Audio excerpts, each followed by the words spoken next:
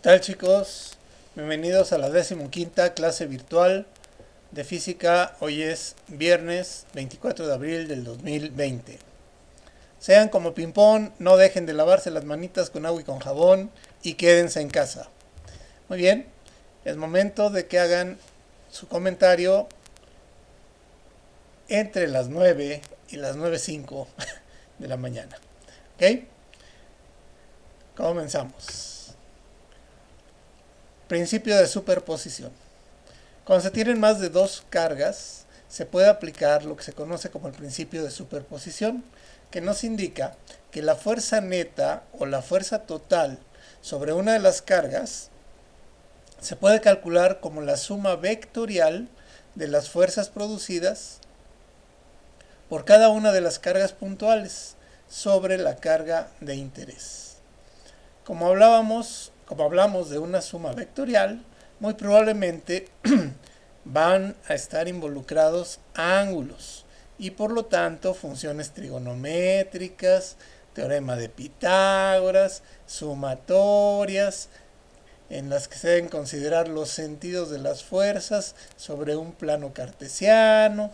Bueno, ya se imaginan más o menos de qué tamaño van a ser los problemas. Muy bien. ¿Qué hacemos si tenemos tres o más cargas puntuales? Vamos con este primer ejemplo. Tenemos tres cargas puntuales, Q1 de 5 microcoulombs, Q2 de 4 microcoulombs y Q3 de menos 10 microcoulombs.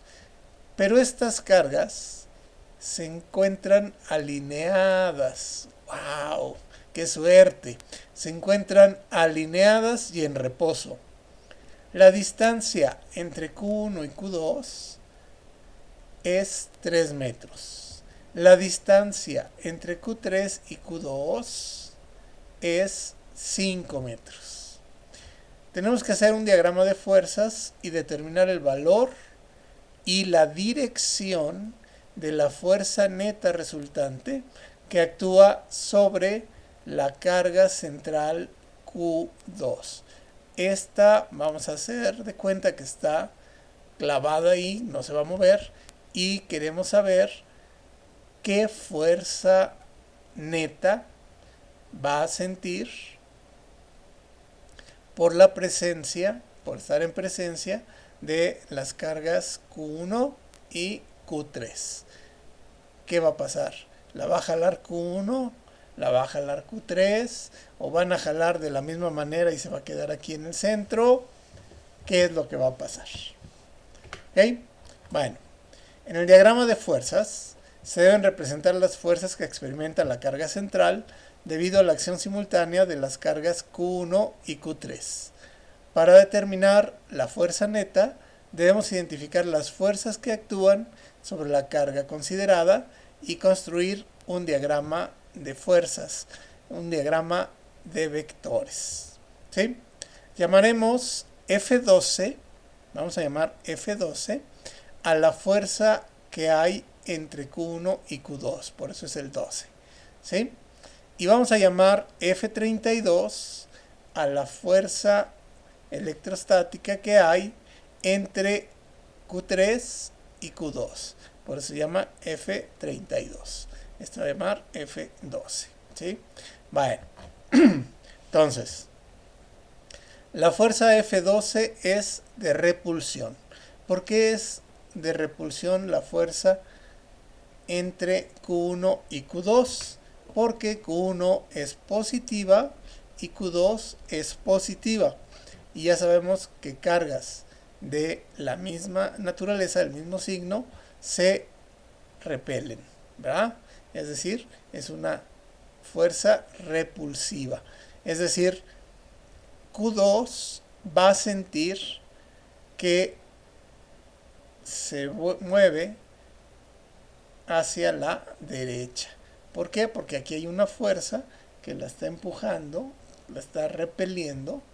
No quiere que se junte a Q1, sino quiere que se aleje de Q1. ¿Sí? Entonces, F32 es la fuerza de atracción entre Q3 y Q2. ¿Por qué digo que es una fuerza de atracción? Porque Q2 es 4 microcoulombs y Q3 es menos 10 microcoulombs. Eso quiere decir que la fuerza que hay entre Q3 y Q2 es una fuerza atractiva. Es decir, Q2 va a sentir que se acerca a Q3 y Q2 va a sentir que se separa, se aleja de Q1. Es decir, las dos fuerzas van a actuar hacia la derecha. ¿De acuerdo? Bueno, entonces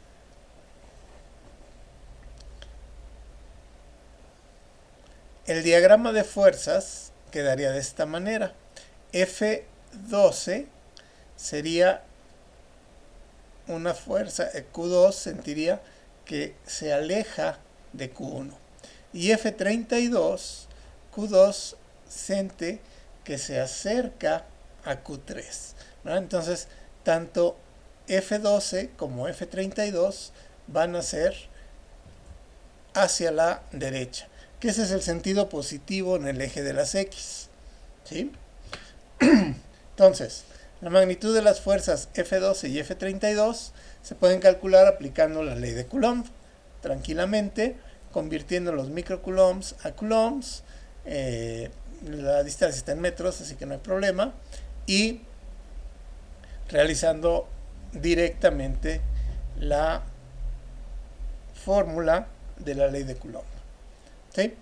Haciendo esas operaciones, resulta que F12 es 2 por 10 a la menos 2 newtons y F32 es 1.4 por 10 a la menos 2 newtons.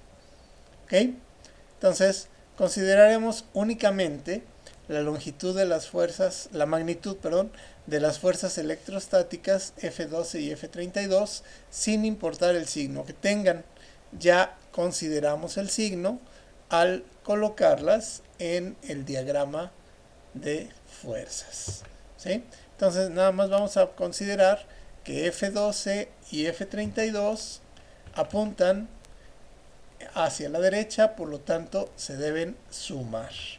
¿Sí? Y la fuerza neta vamos a sumar o restar. Si una jalara para un lado y otra para el otro, pues se tendrían que restar. Pero bueno, en este caso tenemos que sumar. Vamos a sumar el valor de estas fuerzas y nos da como resultado que la fuerza neta que se siente es de 3.4 por 10 a la menos 2 newtons. Es una fuerza que apunta hacia la derecha, apunta en el sentido positivo de el eje de las X. ¿De acuerdo? Entonces, este es el caso más simple de tres o más fuerzas, de tres o más cargas electrostáticas. Las cargas están alineadas. Eso no sucede generalmente, pero bueno, este es el caso más sencillo. Más o menos esa es la idea. ¿Qué hay que hacer? Hay que dibujar las cargas, hay que dibujar las fuerzas y hay que sumar o restar las fuerzas para encontrar la fuerza neta resultante. ¿Ok? Bueno, pues entonces aquí vamos a dejar este asunto. Por favor, envíenme su evidencia a mi correo